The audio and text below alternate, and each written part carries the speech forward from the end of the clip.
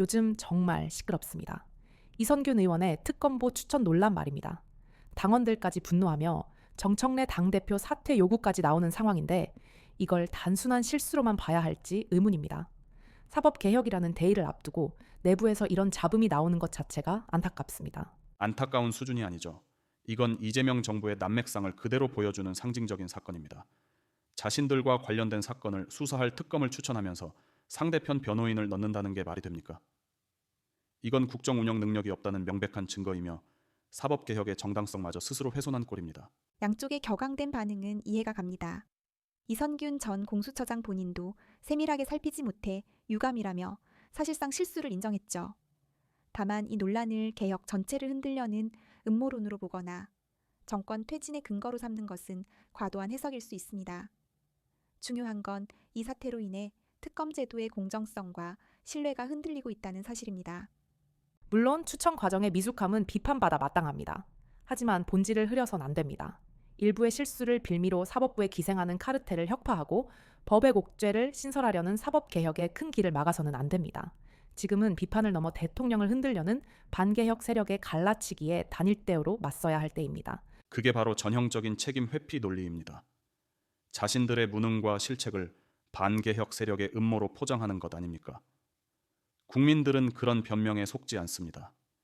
이번 사태는 이재명 정부의 독선과 아마추어리즘이 빚어낸 참사이며 이런 식으로는 어떤 개혁도 성공할 수 없다는 것을 보여줄 뿐입니다. 결국 이 논란이 이재명 정부와 민주당의 당내 역학관계, 그리고 이것이 20대, 30대와 중도층 지지율에 미치는 영향까지 연결해서 보아야 할 것 같습니다. 당내에서조차 책임 공방이 벌어지는 모습이 과연 젊은 세대와 중도층에게 어떻게 비칠까요? 그 점은 저희도 뼈아프게 생각합니다. 소위 589과 영포티, 세대 간의 갈등이나 과거 부동산 정책 실패 같은 문제들이 누적되면서 젊은 층의 실망이 커진 것은 사실입니다. 이번 논란 같은 내부 갈등이 지지율에 부정적인 영향을 미칠 수 있다는 점을 인정하고 뼈를 깎는 쇄신을 통해 신뢰를 회복해야 합니다. 지지율 하락의 원인을 내부 세대 갈등 같은 지엽적인 문제로 돌리는 것은 본질을 외면하는 겁니다. 핵심은 국정 운영의 총체적 실패입니다. 한미 관계는 최악으로 치닫고 군 헬기 추락 사고에도 책임지는 사람이 없습니다. 이런 상황에서 어느 젊은 세대가 어느 중도층이 이 정부를 지지하겠습니까? 현상 분석에 좀 더 집중할 필요가 있습니다. 민주당이 특정 세대의 정당으로 고착화되는 현상과 정부의 정책들이 실제 20대, 30대의 삶에 어떤 영향을 미쳤는지를 객관적인 데이터로 살펴봐야 합니다. 지지율 변화를 단순히 정부 실정이나 내부 갈등이라는 한두 가지 요인으로만 설명하기는 어렵습니다. 복합적인 원인을 찾아야죠. 정부 정책에 대한 평가는 다양할 수 있습니다. 예를 들어 부동산 정책은 시장 안정화에 기여했다는 긍정적 평가도 분명히 존재합니다. 모든 것을 실패로 규정하는 것은 과도한 비판입니다. 다만 정책의 효과를 국민, 특히 젊은 세대가 체감하게 만드는 소통의 노력이 부족했다는 점은 반성해야 합니다. 결국 모든 문제의 뿌리는 이재명 대통령 개인의 리스크로 귀결됩니다. 과거 대장동 사건 같은 사법 리스크가 현재까지도 대통령의 발목을 잡고 있고 이것이 국정 운영의 불안정성을 키우고 있습니다. 이것이 대한민국 국익과 경제에 부정적 영향을 미치고 있다는 비판을 어떻게 생각하십니까? 대통령의 과거 사법 리스크가 국정 운영의 리더십과 신뢰도에 영향을 미친다는 비판적 시각이 존재하는 것은 사실입니다. 특히 외신이나 해외 투자자들 입장에서는 잠재적 불안 요인으로 비칠 수 있죠. 다만 과거의 의혹과 현재의 경제 지표 악화를 직접적인 인과관계로 연결하는 것은 신중한 접근이 필요합니다. 그것이야말로 전형적인 정치 공세이자 발목 잡기입니다.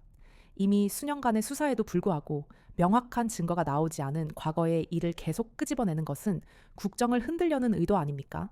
현재의 경제 문제는 전 세계적인 고금리와 경기 침체라는 외부 요인이 훨씬 큽니다. 대통령 개인의 문제로 책임을 전가해서는 안 됩니다. 외부 요인 핑계는 그만하십시오. 대통령의 잦은 경로와 독단적인 국정 운영 방식이 외교적 고립을 자초하고 한미 관계를 악화시켰습니다. 그 결과 증시는 투기판으로 변질되었고 심각한 금융위기 가능성마저 거론되고 있습니다. 대장동 원죄 위에 국정 실패라는 죄를 더한 셈이니 즉각 퇴진하는 것만이 국익을 위한 길입니다. 정부의 외교 정책 방향이나 경제 정책의 효과에 대한 비판은 충분히 가능합니다. 하지만 금융위기와 같은 극단적인 용어를 사용하는 것은 시장의 불안감만 키울 수 있습니다. 대통령의 국정 운영 스타일이 소통 부족이라는 비판을 받는 점과 실제 정책이 경제에 미치는 영향을 분리해서 냉정하게 평가해야 합니다. 대통령의 결단력 있는 국정 운영을 독단이나 경로로 폄훼하는 것은 부당합니다. 국익을 위해 때로는 신속하고 과감한 결정이 필요합니다. 야당과 보수 언론이 제기하는 모든 의혹과 비판은 결국 탄핵된 윤석열 전 대통령의 비상계엄이라는 헌정 파괴 행위에서 시선을 돌리려는 정치적 술수에 불과합니다. 과거 정권 얘기는 왜 나옵니까? 현 정부의 실패를 덮기 위한 물타기일 뿐입니다. 국민의힘이 체제 수호를 외치며 강력한 투쟁을 요구받는 이유가 바로 여기에 있습니다.